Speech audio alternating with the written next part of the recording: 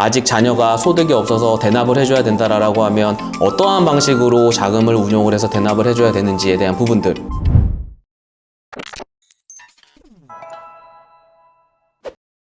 안녕하세요. 세주TV 김주현 세무사입니다. 오늘은 연초를 맞이하여 제가 꼭 드리고 싶은 말씀이 있어서 오늘 영상을 찍게 되었습니다. 상담을 저희가 진행을 하다 보면 본인의 재산 상황이나 이러한 부분을 잘 점검을 안 하시는 것 같아요.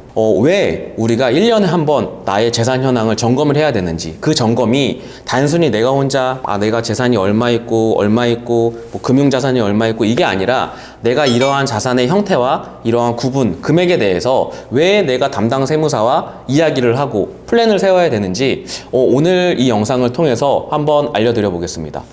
매년 연말이나 연초가 되면 굉장히 많은 분들이 이렇게 나라의 세법이 개정됨에 따라서 우리 자녀들한테 재산을 좀 물려줘야 될 것 같은데 어떻게 물려줘야 되지?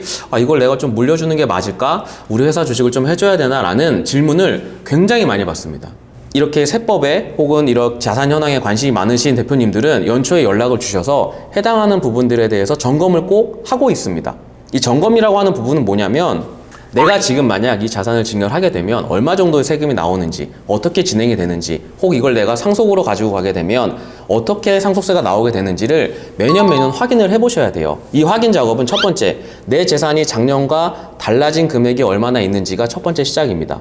저희가 일반적으로 증여나 상속 같은 경우에는 재산을 평가하는 방식이 일반 현금과는 다르죠. 현금과는 다르기 때문에 매년 감정평가법인이나 혹은 공시지가의 변동을 통해서 내 자산의 현황이 어떻게 움직이고 있는지를 확인을 해보셔야 돼요.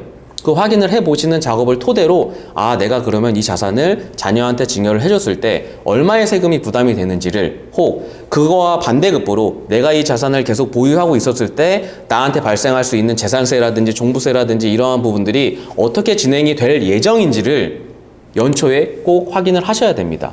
또 회사를 운영하시는 분들 같은 경우에는 일반적으로 법인을 운영을 하시는 분들의 경우 내가 이 회사를 물려줘야 되는데 내가 가지고 있는 이 회사의 가치가 얼마인지를 1년에 한 번은 꼭 점검을 해보셔야 됩니다. 저희 법인의 가치를 평가를 하는 방법은 상증세법상 자산가치와 손익가치를 저희가 가중평균해서 계산을 하게 되어 있는데요. 일반적으로 저희가 건강하게 영업을 영위하는 사업장이고 소득이 계속 발생을 하고 있다, 수익이 발생을 하고 있다라고 하면 주당 가치가 3만 원, 5만 원 넘는 거는 정말 빨리 올라가는 것 같아요. 어떤 분 같은 경우에는 한 주당 20만 원이 넘어요. 그래서 내가 다른 재산은 없고 이 회사만 물려주려고 하는데도 엄청나게 많은 세금을 내야 되는 현실에 직면하게 되시는 경우들도 있습니다. 이러한 위험을 직면하지 않으시려면 미리미리 저희가 점검을 해보시는 게 필요합니다. 최근에 저희 사무실에서 상담한 사례를 제가 하나 공유를 드리면 부부가 계셨는데 지금 연세가 많으시고 이제 남편분이 먼저 돌아가셔서 이 상속에 대해서 고민을 하는 시기에 두 분의 사이에서 자녀가 5분이 있었습니다. 그러다 보니까 다른 자산은 제쳐두고라도 고인이 가지고 계시던 A라는 건물은 내가 장남한테 물려주겠다, 첫째한테 물려주겠다 라고 하신 거예요. 그래서 그 첫째한테 물려주면서 이 어머님이 내가 이거를 첫째 너한테 물려주기는 하지만 이 임대료 총 2천만 원 중에 나한테 매달 500만 원씩은 보내줘라. 충분히 그럴 수 있죠. 그게 이미 한 7, 8년 전 일이에요. 그러다 보니까 이분은 그렇게 계속 이제 지내오신 거죠. 반면에 이 어머님은 그 500만 원을 받아서 뭘 하셨냐? 그 5 자녀분들과 그 자녀분들의 손자녀들의 보험료를 대납을 해주신 거예요. 내가 우리 첫째, 둘째, 셋째, 넷째, 5째 앞으로 보험도 가입해주고 손자녀들이 태어나면 또 그것도 보험 가입을 해주고 이렇게 하신 거예요. 여기서 이제 문제가 발생을 합니다. 정말 불의의 사고로 이 첫째 분이 돌아가시게 됐어요. 어머님보다 먼저. 그래서 이 첫째 분의 세금 상속세 신고를 계산을 하다 보니까 계좌를 저희가 확인을 하게 되었죠. 이 7, 8년 전부터 계속 어머님한테 어떤 달은 500만 원, 어떤 달은 1000만 원, 어떤 달은 2000만 원 이런 식으로 자금이 계속 넘어간 거예요. 그러면 국세청에서 이제 공무원이 보기에는 이거 무슨 돈이냐? 이거 왜 이렇게 하는 거냐? 라고 물어보잖아요, 저희한테. 그러면 저희도 이제 그 상황은 처음 알았거든요. 이거 무슨 돈이지? 그래서 그 어머님한테 확인을 해봤더니 앞서 말씀드린 내용처럼 그러한 내용이더라고요. 그래서 아차 싶었어요. 이거 이렇게 하셨으면 안 되는데. 그래서 국세청에서는 뭐냐면 이 어머님이 연금 소득이 있으신 분이셨어요. 본인 소득이 있으신 분이다 보니까 이거는 부양의 의무로 어머님한테 돈을 보내준 게 아니라 그냥 어머님한테 현금 증여한 거 아니냐라고 이제 역으로 저희한테 들어온 거예요. 증여세가 납부되지 않게 현금을 주려면 생활비나 뭐 교육비나 이런 쪽으로 줘야 된다라고 하는데, 이 어머님이 이미 연금 소득이 많으신 분이다 보니 이게 해당이 안 되는 거예요.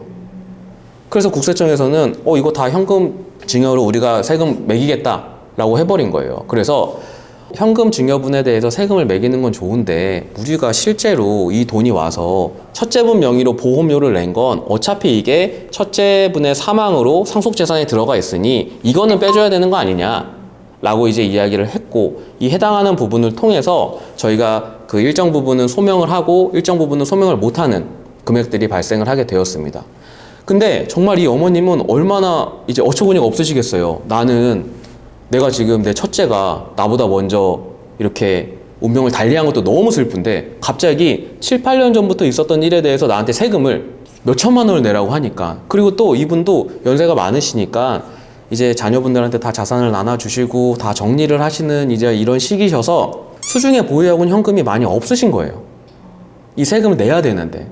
그러다 보니까 지금 너무 막 어려운 상황들에 계셔서 결국에는 이거를 잘 이제 마무리를 하고 진행을 하게 되었는데, 제가 이 사례를 조금 각색해서 말씀드린 이유는 뭐냐면, 제가 이 점검하라는 말씀과 이 말씀을 동시에 드린 이유는 뭐냐면, 점검을 할 때는 내가 혼자 점검을 하는 게 아니라 전문가한테 가셔서 점검을 받으셔야 돼요. 내가 앞으로 예를 들면 앞선 내용처럼 내가 이렇게 첫째한테 매달 이렇게 돈을 받아서 이거를 보험료로 내가 이렇게 쓸 텐데 이게 나중에 문제가 있나요 없나요를 물어보시면 너무 뻔해요. 저희는 당연히 문제가 있으니까 그건 그렇게 하시면 안 된다라고 말씀을 해드렸을 텐데, 그 말씀을 저희한테 안 물어보시고 하다 보니까 나중에 이 기간이 지남에 대해서 너무나 많은 세금을 내야 되는 불편함이 생기시게 되었습니다. 그래서 저는 뭐 이 사례도 마찬가지지만 이 사례뿐만 아니라 굉장히 많이 그냥 이 정도는 내가 해도 되겠지, 내가 뭐 자녀와 부모 사이에 이 정도의 현금 거래는 할 수 있겠지 라고 판단을 하지 마시고, 내가 정말 이걸 해도 나중에 문제가 생기지 않을지를 꼭 전문가인 세무사님들과 확인을 하셔서 진행을 하시는 것을 적극 추천드리겠습니다. 이렇게 점검을 하시게 되면은 내가 앞으로 어떠한 방향성을 가지고 자산을 운용을 해야 되는지 플랜이 생기시게 될 거고, 해당하는 플랜에서 세부적으로 들어가게 되면 내가 자산을 증여를 했을 때 이 증여세에 대한 부분을 아직 자녀가 소득이 없어서 대납을 해줘야 된다라고 하면 어떠한 방식으로 자금을 운용을 해서 대납을 해줘야 되는지에 대한 부분들도 플랜을 아마 같이 세우시게 될 겁니다. 만약에 꼭 증여가 아니라 나중에 상속세로 내가 죽고 나서 자녀나 혹은 배우자에게 이 자산이 이전이 된다라고 하면 해당하는 부분들도 상속재산 가액을 얼마에 맞추느냐에 따라서 저희가 가져갈 수 있는 상속세 세율은 굉장히 달라집니다. 상속재산 가액이 10억이 넘어가게 되면 세율이 40%입니다. 굉장히 높아요. 5억까지는 20%예요. 그렇기 때문에 내가 10억으로 맞춰놓냐 5억으로 맞춰놓냐에 대한 그 차이로 인해서 우리가 가져가야 되는 세금의 세율이 반으로 줄어들 수 있는 상황입니다. 상속이라는 거는 상속이 개시되고 나면 상속재산가액이 변동이 안 됩니다. 이 말씀은 뭐냐?